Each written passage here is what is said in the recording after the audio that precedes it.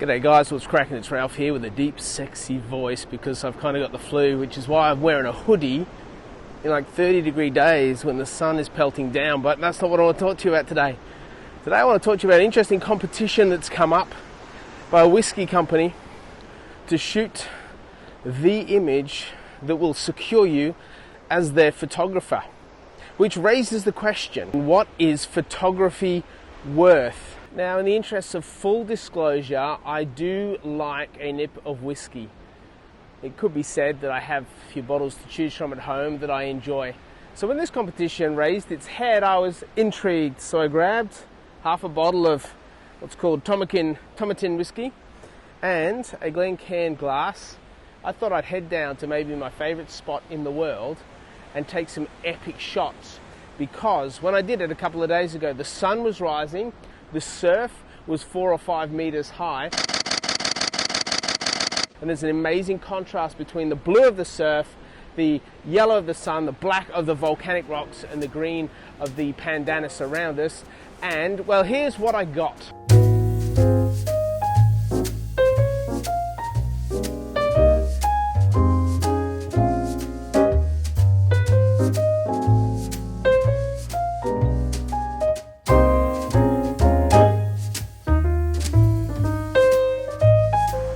So here's the challenge that you face when you place anything on these rocks. It's not flat.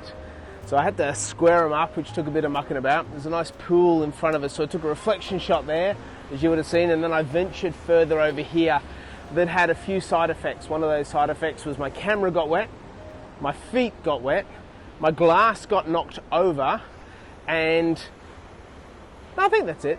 It was a pretty profitable day. Now, one of the glorious things here is when the spray and the surf come, it's backlit by the sun as it rose. So I made the most of some of those sunbursts. So the images were in the bag. I was feeling really accomplished. It was a stunner of a morning. I couldn't vlog it because I didn't have time. I only had time to do the shoot. I learnt some things about taking photos. Make sure you focus on your primary subject with your focus box, and set your bokeh to the appropriate depth of field that you want to capture the detail in the shot and have that nice blurry effect when it works. Get your timing right with the waves, all that kind of gear. And then I had a thought. And the thought was quite confronting. It was intriguing. It was fascinating. But to really get to the bottom of it, we're going to have to go back to the studio. All right, you're back. You came with me. Well done. So, should we have a drink? It's 10 o'clock in the morning, folks.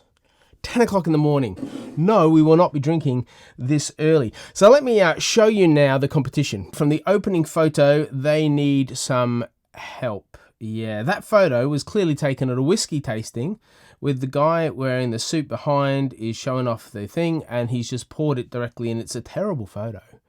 Like, anyone could take that photo. I don't even think the bottle is in focus. So they didn't extend their depth of field to include the bottle. And so what they've done is they've said, you can put your details here, and what you need to enter this competition is your best shot. Yes, you heard correctly, your best shot. Of what? You then have to click on the terms and conditions to see if you like them. So let's have a look at the terms and conditions. And they are monstrous. I'm still going. And in that, it's not clear if your images that you take are even owned by you or owned by them. So what is the prize that's actually up for offer? So clearly, they would pay a professional $5,000 to do this shoot, and you're winning the opportunity to. There's no mention of travel. There's no mention of samples. There's no mention of a future contract or future working. It's just simply something you can then say, here's my shot and here's some of my work. Now, what brought this to my attention is I saw this. I thought, oh, I'm interested. I'm creatively interested. So I took those shots. And then I did a little bit of research. And the research of the Facebook comments around what is going on was quite, well, entertaining and fiery. Clearly, all these creative photographers have jumped on and asked the question, is this right? Is the competition us to do free work for you? And that's what the competition was. So instead of paying somebody $5,000, they're giving you the opportunity, but they're only going to select the best, right? So they're only going to select someone who is up to par with what they would pay $5,000 to do. So the winning product or photographer actually ends up working for free. And as I thought about this, because pricing photography stuff is really a challenge, isn't it? It's like you don't know how much to charge. You put a canvas out, you don't know how much to charge. You do a job commercially, you don't know how much to charge. You do a family shoot, you don't know how much to charge.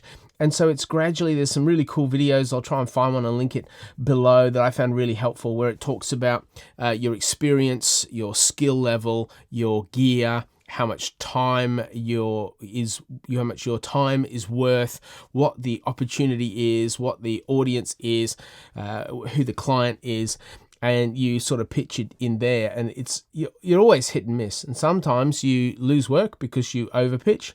Sometimes you lose work because you underpitch. Sometimes people feel ripped off. So it's very, very difficult. But this sort of situation really highlights that the creative art of photography is valuable. It's valuable, folks. It's valuable monetarily, absolutely. And I think it will be fascinating to see where this ends up and who the lucky photographer will be. Which, should it be me? A serious question. What do you think? Should I enter those images or one of those images into the competition? So please comment below if you think I should. And also, which one? Here's the images again. Which one do you think is the best? I would love to hear your thoughts on what you think is the best photograph to satisfy the very vague terms of service. Do you think I should? But there's a greater value to photography that I really want to highlight. It's the whole reason I'm in photography, or I entered into photography, and that is to capture beauty. Our world, if you talk to people and hear their struggle and be with them in the trenches of life, can seem like a really ugly place. The place where I live is constant, frequent house invasions. I know a number of people with very severe sicknesses. Some of them are terminal. You look at the rates of the pandemic across our world, especially in India, and people are just having the life crushed out of them. And there is a sense in us that this world is an ugly place and it's broken and we should want to escape it. And that's where photography comes in, because photography reveals the beauty in this world, and beauty brings hope, and it brings joy, and it brings peace, and it brings a sense of there is more to be had. It shifts people out of the desperation, the darkness, into a place where they go, there is more. There is more, and that's why I take photos. That's why I love to take photos.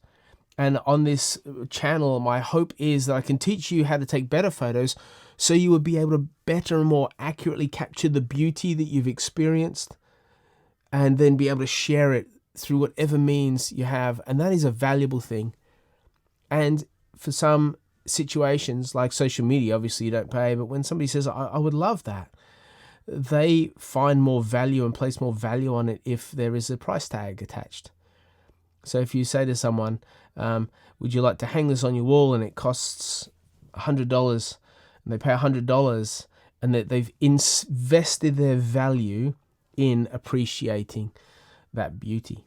Which images should I put up? Should I get in the competition? What do you think? Any comments below? Subscribe, like. We're nearly at 1,000, folks. Nearly at 1,000 subscribers. Oh man, God, pumped to see where it goes. Anyway, thanks very much for watching. See you soon.